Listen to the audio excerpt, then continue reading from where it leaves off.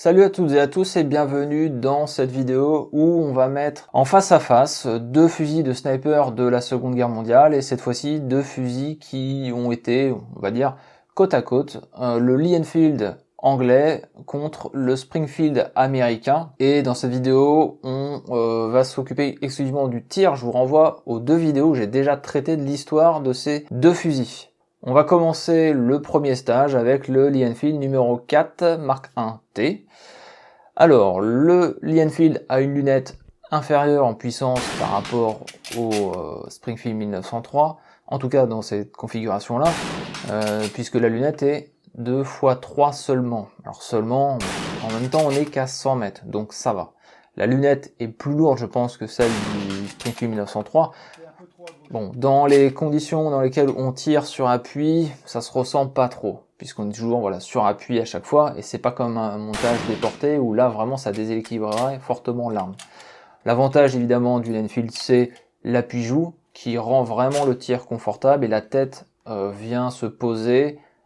Je dirais que l'œil est vraiment à la bonne hauteur par rapport à la lunette. Il n'y a pas besoin de se rehausser un petit peu le visage. Alors le réticule de la lunette numéro 32 est un peu particulier comme je le disais dans la précédente vidéo, puisqu'il se termine par une petite pointe et deux traits horizontaux qui sont sur les côtés mais qui ne sont pas à la hauteur de la pointe. Et il faut vraiment mettre sa cible sur la pointe. C'est un peu perturbant au début, mais en fait c'est pas si mal que ça. Si par exemple sur une très longue distance vous devez tirer, je ne sais pas, parce qu'il y a du vent, etc., à 50 cm à droite de votre cible, bah si vous mettez votre curseur à 50 cm, donc à droite de votre cible, vous n'avez pas le trait horizontal qui vient cacher votre cible. Et ça, c'est vraiment très intéressant. Donc voilà, le score du Lee Enfield est de 60 sur 90. La portière ne sera malheureusement pas touchée. On enchaîne ensuite sur le Springfield 1903 avec une lunette, une Ertel x8. C'est la configuration utilisée par les Marines durant la guerre du Pacifique. Alors, évidemment, on est sur une lunette x8, donc c'est plus puissant que la version, la lunette du Lee Enfield.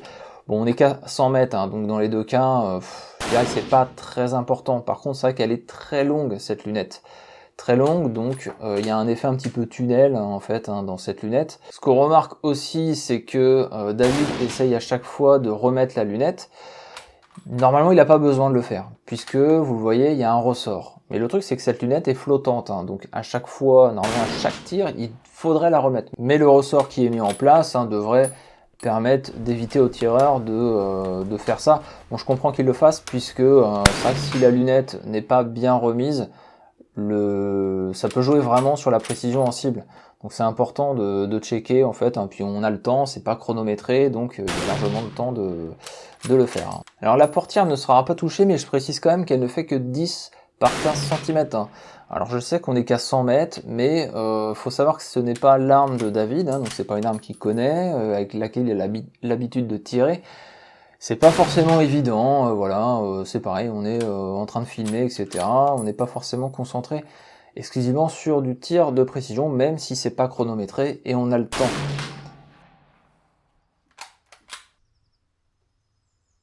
Et là, malheureusement, David n'aura mis que 4 cartouches dans son Springfield alors que il pouvait en mettre 5. Il va arriver à toucher le dernier gong. Mais il arrive au même score, et c'est dommage parce que je pense que s'il avait eu cette cartouche supplémentaire, il aurait fait un score de 65 sur 90. Donc dans les deux cas, tant pis, on arrive à 60 sur 90.